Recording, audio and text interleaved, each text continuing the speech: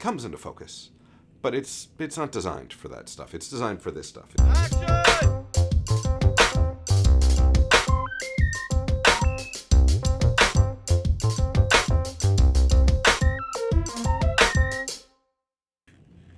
Today let's talk about a lens so big it barely fits in frame.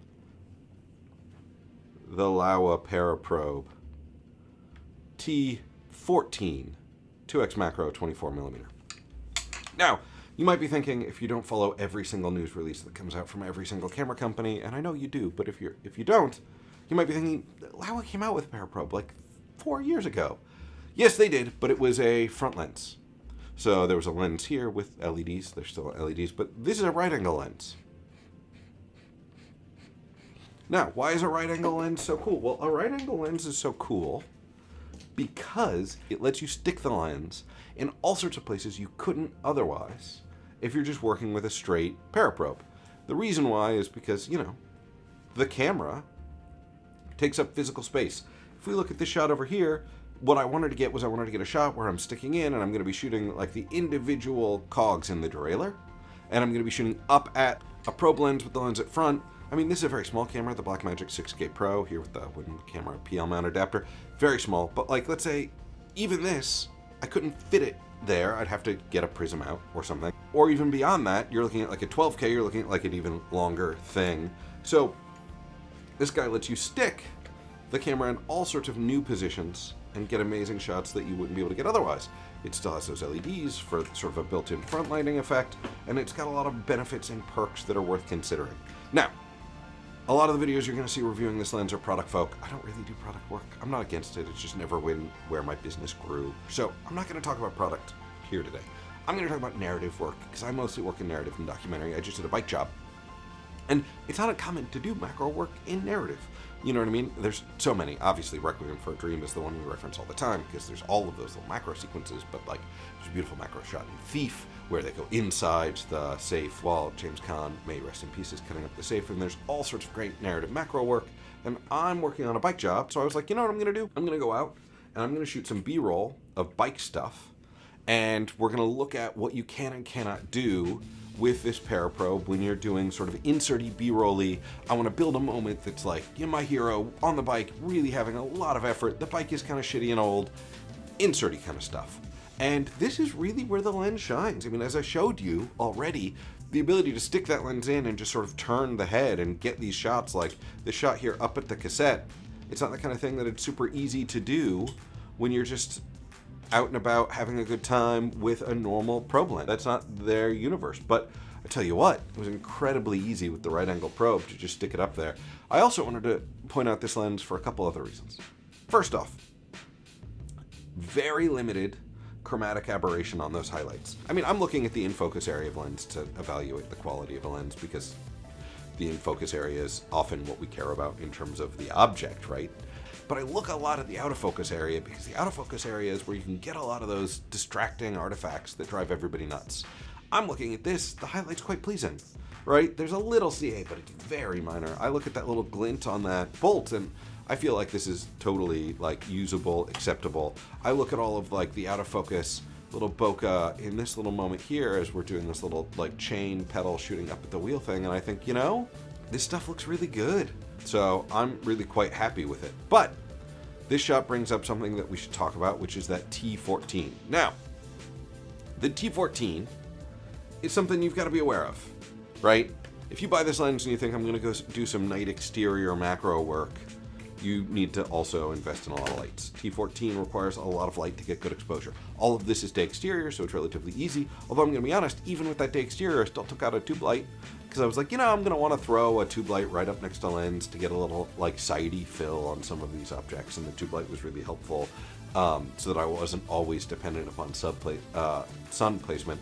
And it has that little LED built in, although the nice thing about the LED is that it's really frontal. Really frontal isn't what you want for everything. It can be great on some producty stuff. It's not always great in some inserty stuff, so it's nice to have it. I wouldn't depend on it. That T14 is going to be a problem once you move inside. But as long as you're shooting normal speed, you should be okay. I feel like with that T14, if you're at like an 800 or 1000 on your camera, the flag, and I want everybody to like burn this in their mind, is when the client wants slow-mo 24mm macro. Because once you start going to slow-mo, you need more light. For some reason, many clients seem to forget this.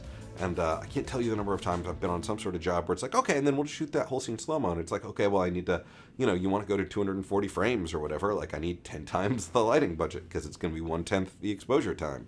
Or really, when you shoot 240, you usually do a 360-degree shutter. So, like, I need 5 times the lighting budget because I just need more light volume to be able to get good exposure at those high speeds.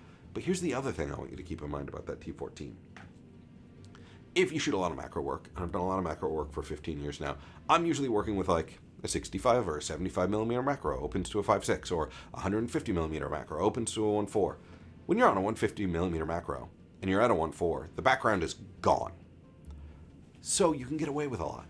There's a whole lot of stuff you can sneak and cheat because there's no info in the background whatsoever. So a shot like this, one of the derailleur cogs, we're out of focus here, we're going to adjust and be in focus in a second. One of those derailleur cogs, where you're trying to build sort of a nice moment of like all the action that's going into biking. On a 150mm macro, background's going to be out of focus and you're not really going to be able to tell that the bike is not moving.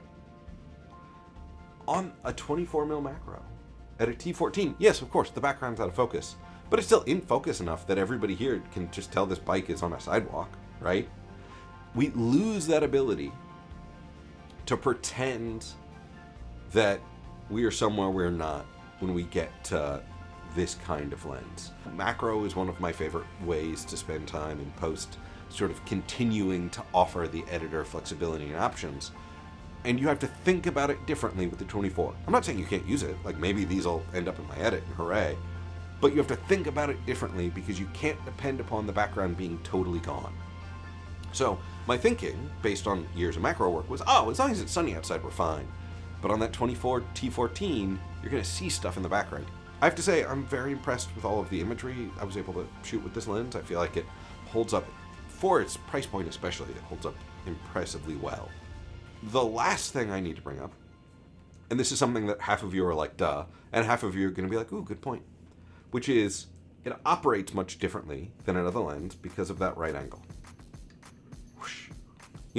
I have 20 years of muscle memory of like, I want to go right, I want to go left. But with this Periprobe here, that's actually moving in and moving out. And so your muscle memory has changed. You can see when it's focused at the far distance, like that, you can see it gets into focus at the far distance. It's not a shot you're going to do a lot of far distance stuff with. It's a little tiny bit softer focused out there at the far distance than it does when you focus up close. It comes into focus.